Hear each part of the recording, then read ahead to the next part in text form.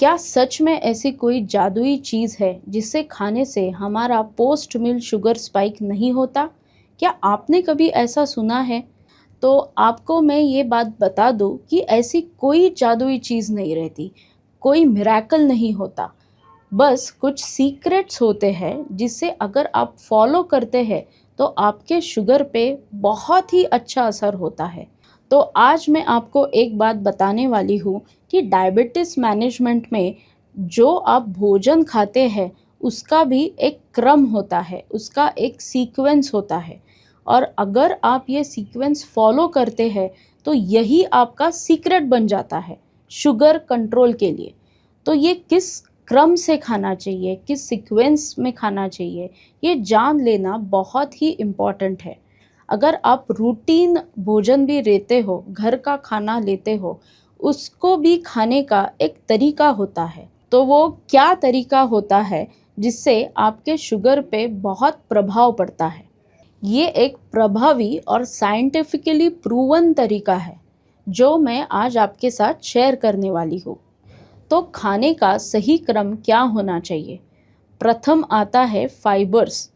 आपके प्लेट में जो भी फाइबर्स प्रेजेंट रहते हैं, यानी कि ये फाइबर्स जो सब्जियों में पाए जाते हैं, ग्रीन लीफी वेजिटेबल में पाए जाते हैं, उनको पहले खाना चाहिए। दूसरा है प्रोटीन्स।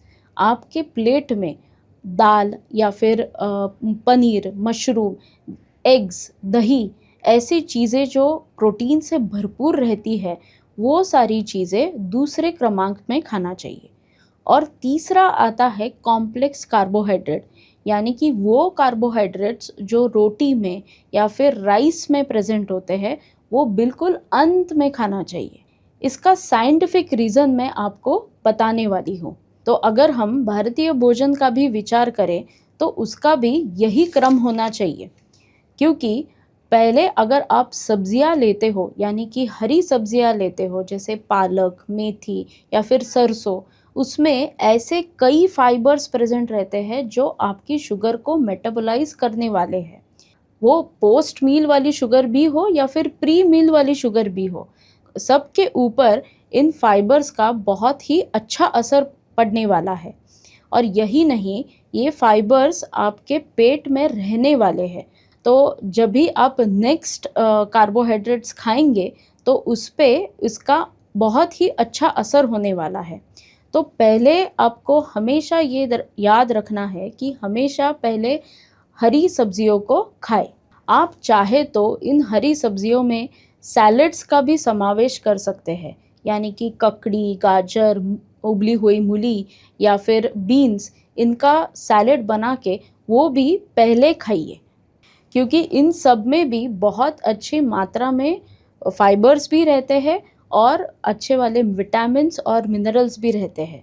दूसरा है दाल, पनीर, मशरूम, चिकन या फिश, ऐसे चीज़ें खाएं, क्योंकि इसमें रहते हैं बहुत सारे प्रोटीन्स और हेल्दी फैट्स जो आपको एनर्जी देने वाले हैं, जो आपको पोषण देने वाले हैं, न्यूट्रिशन देने वाले हैं। तो ये सारी चीज़ें आपको दूसरे नंबर पे खाने चाहिए। और सबसे लास्ट में कॉम्प्लेक्स कार्बोहाइड्रेट्स वाली चीज़ें जैसे कि रोटी या फिर राइस खाने चाहिए, क्योंकि ये सबसे अंत में आना चाहिए। क्योंकि जब भी आप फाइबर, उसके बाद प्रोटीन और लास्ट में जब कॉम्प्लेक्स कार्बोहाइड्रेट्स इंक्लूड करते हैं तो आपका इंसुलिन सिक्रीशन ऑलरेडी स्टार्ट हुआ होता है।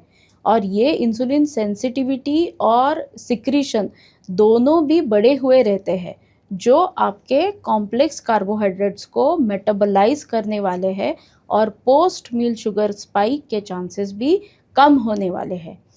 तो आपको यही सीक्वेंस फॉलो करना है कि पहले आपको फाइबर से स्टार्ट करना है, उसके बाद प्रोटीन्स और हेल्दी फैट्स पे आना है, और सबसे लास्ट में कॉम्प्लेक्स कार्बोहाइड्रेट्स पे आना है। तो पहला बेनिफिट है पोस्ट प्रांडियल शुगर स्पाइक नहीं होगा, क्योंकि फाइबर जो भी आपका ग्लूकोज आपके फूड से जाने वाला है उसको न्यूट्रलाइज या फिर मैं कहूँगी मेटाबोलाइज करेगा, एब्सॉर्ब करेगा और स्लोली डाइजेस्ट करेगा। तो इस वजह से आपका पोस्ट मील शुगर स्पाइक भी नहीं होगा।